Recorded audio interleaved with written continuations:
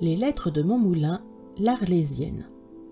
Pour aller au village, en descendant de Montmoulin, on passe devant un mât bâti près de la route au fond d'une grande cour plantée de micocouliers.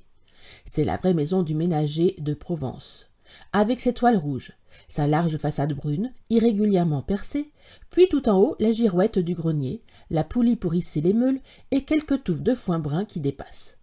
Pourquoi cette maison m'avait-elle frappé? Pourquoi ce portail fermé me serrait-il le cœur?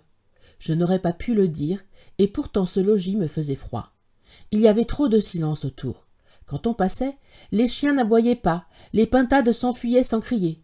À l'intérieur, pas une voix, rien, pas même un grelot de mule. Sans les rideaux blancs des fenêtres et la fumée qui montait des toits, on aurait cru l'endroit inhabité. Hier, sur le coup de midi, je revenais du village et pour éviter le soleil, je longeais les murs de la ferme dans l'ombre des micocouliers.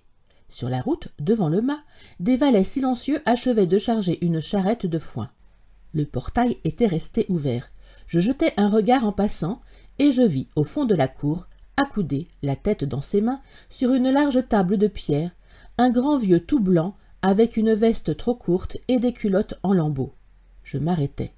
Un des hommes me dit tout bas: « Chut, c'est le maître, il est comme ça depuis le malheur de son fils. » À ce moment, une femme et un petit garçon, vêtus de noir, passèrent près de nous avec de gros paroissiens dorés et entrèrent à la ferme.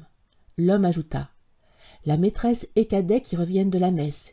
Ils y vont tous les jours depuis que l'enfant s'est tué. Ah, monsieur, quelle désolation! Le père porte encore les habits du mort. On ne peut pas les lui faire quitter. Diaru, la bête !» La charrette s'ébranla pour partir. Moi qui voulais en savoir plus long, je demandai au voiturier de monter à côté de lui, et c'est là-haut, dans le foin, que j'appris toute cette navrante histoire. Il s'appelait Jean.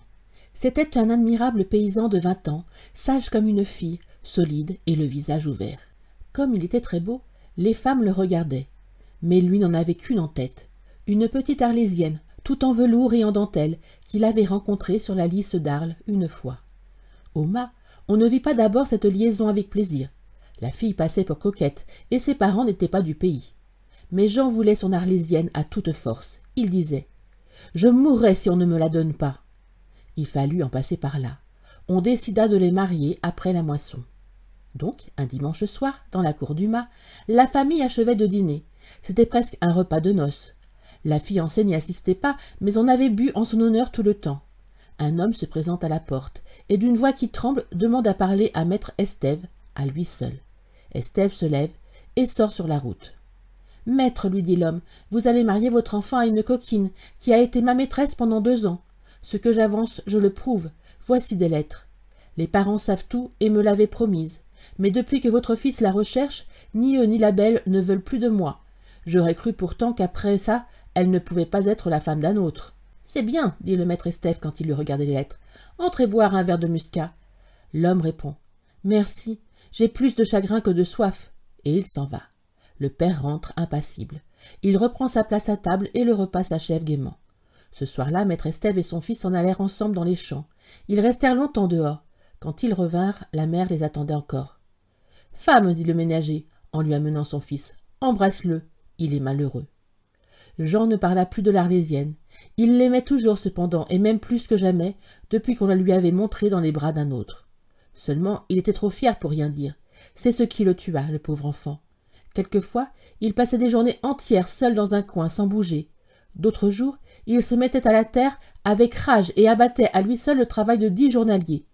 Le soir venu, il prenait la route d'Arles et marchait devant lui jusqu'à ce qu'il vît monter dans le couchant les clochers grêles de la ville. Alors il revenait. Jamais il n'alla plus loin.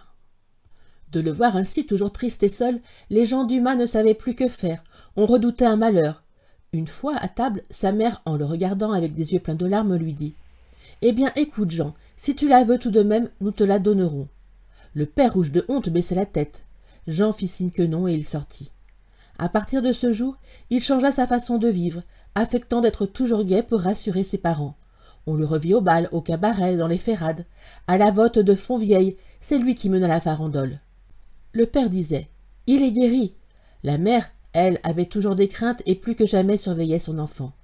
Jean couchait avec Cadet, tout près de la magnanerie.